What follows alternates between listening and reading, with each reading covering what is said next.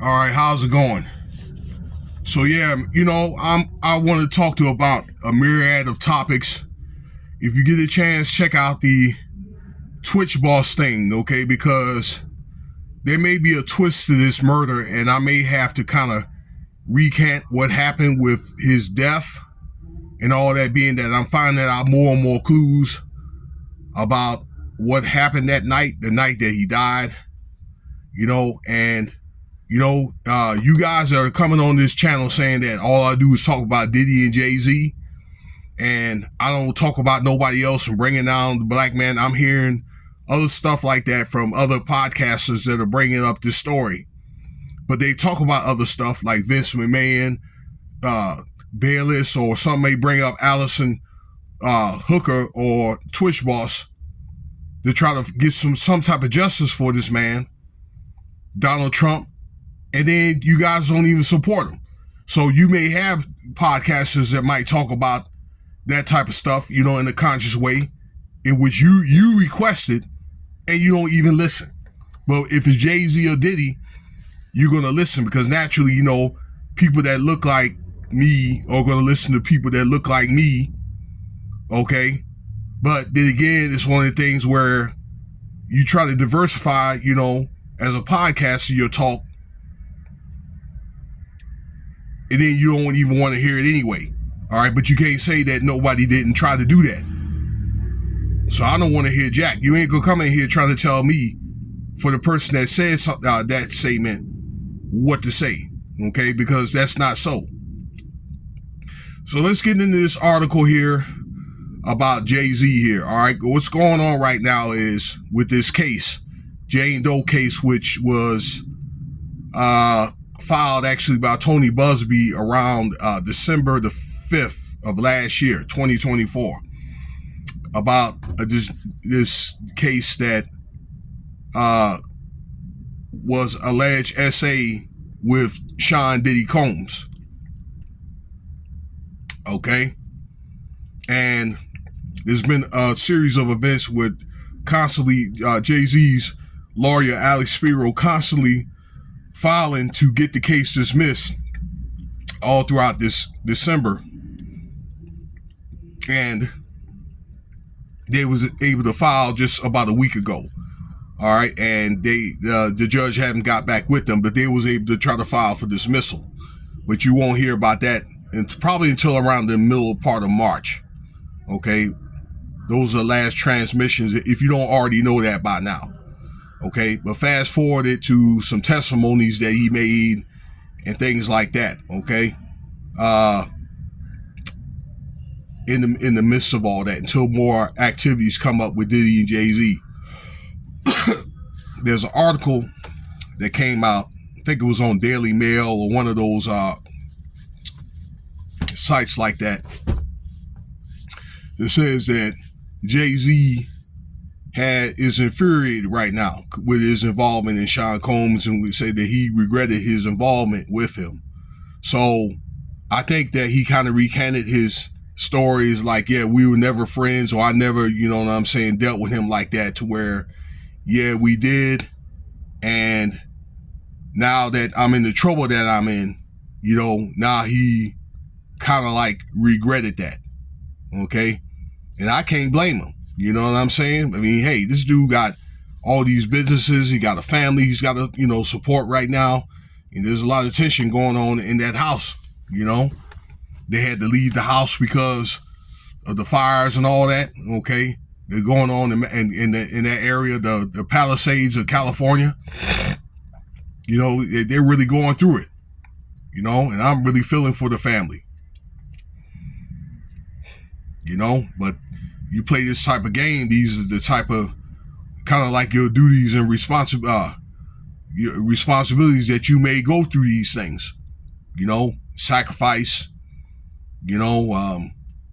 it's one of the things, if you're done, when they're done with you, they're done with you. I said this back a few years ago, that people that I've had problems with online over debating over some, certain things with religion and all that other stuff. You know what I'm saying? That these people, they do work for the government. They do have a CIA or FBI angle to them. But when they're done, they're done. You're able to see that through other people, celebrities, particularly like JayZ and Diddy. Okay, the stock tip is matured. It's time to go. All right, but back to the story here. Okay, where in that article, just pull it up. All right, where JayZ is infuriated because he knew or was involved in Sean Combs. All right, just plug that up and read that. Okay, and basically, if you look at their backgrounds, both of them, okay, that Diddy, he was a good kid coming up, but his father, okay, was involved in the Harlem Black Mob. Okay, so his dad was a mobster and whatever. Okay, and allegedly got killed for snitching on another member of the mob. Turned out he was on the New York Police Department payroll. Okay, it was alleged that his mother probably was a comfort girl, okay, that worked in the bars and, in those shot houses and all that. Okay, so I think that his parents wanted to shelter Combs, so he went to private school and all that. Okay, now, at the time and so forth. All right, but JayZ also come from the streets, come from Brooklyn, drug dealer as a kid and all that. Okay, a teenager. All right, and knew when to walk away at a certain time. All right, and then him and some friends, which were alleged to be drug dealers, okay, started Rockefeller, and then they were able to do something legit. Okay, so they probably had those they had those backgrounds. Okay, and all that. Well, now, with these allegations and all that, all right, that JayZ claims that, hey, you know what, that he wish he didn't get involved with him or whatever because of what he's going through, and he's probably more than likely, y'all, are not going to make it out of this case. Okay, I believe. Well, here's what I think. I think that it started out as business at first, because it's my understanding, like when they were coming up during the early to middle 90s, then they were competitors. Okay, that Diddy didn't like JayZ. Okay, but they turned out to be cool probably by the late 90s, early 2000s.